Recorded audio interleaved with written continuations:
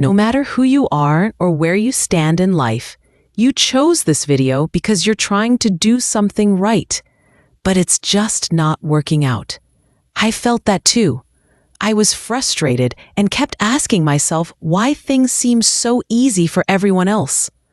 If you're feeling this way right now, I have good news for you.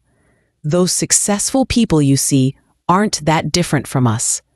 You and I have the same potential to reach where they are, or even surpass them. I know it might sound strange. How can you possibly get ahead of everyone so easily? It all comes down to the path you choose for yourself. You want results in life, and the world keeps telling you one thing: discipline is the key. But here's the problem. Our brain is wired to choose the easiest option.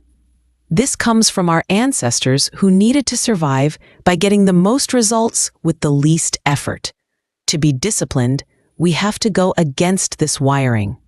We have to fight our instincts and choose the harder path. But what if there's a way to get results with less effort? Well, such a way exists, and it actually aligns with your natural tendencies. Each of us has certain natural inclinations that shape how we see the world and how we respond to it. These are the things we naturally and repeatedly do or think about. In simple terms, we can call them talents. When you follow your natural talents, you don't need to struggle, because the work feels like it's part of who you are. I once read a book that changed the way I think about talent. If curiosity comes naturally to you, that's a talent. If you're competitive, that's a talent too. If you're responsible, that's another talent. Now imagine taking something that naturally exists within you and using it constructively. What would happen? That's the real secret to getting ahead of everyone else. Even traits that are usually considered negative can turn into strengths if you use them correctly. For example, if a job requires persistence, being stubborn can be a talent. If your anxiety helps you predict problems in advance and find solutions, that can be a talent too.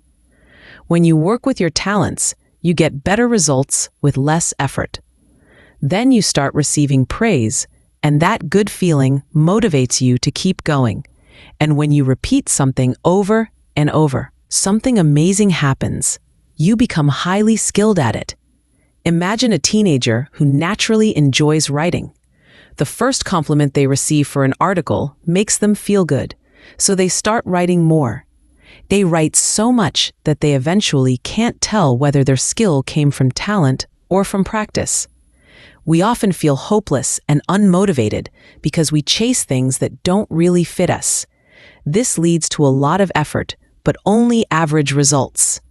I once came across a sales job that seemed perfect for me. Everything about it fit my situation. I could do it in my spare time, since I worked from 9 a.m. to 7 p.m. and needed a way to earn extra money. The best part was that I could work from anywhere. But there was one thing I hadn't thought about. I never asked myself whether this path was actually right for me. And I got the answer pretty fast. It wasn't. Just thinking about calling a stranger was enough to make my heart race. Deep down, I kept telling myself that if I could set my feelings aside and just do what needed to be done, I would eventually get good at it. But the truth was, I ended up feeling even worse when I realized that something so simple for others was a huge step for me. I noticed that many people who succeeded in that job were naturally great at connecting with others. Some even loved the competitive nature of it. I didn't have any of those traits. I'd always been more of an analytical person, someone who enjoys being alone with their thoughts. I wanted to find a way to use those strengths to my advantage. The truth is, discipline can take you very far. Take Muggsy Bogues, for example.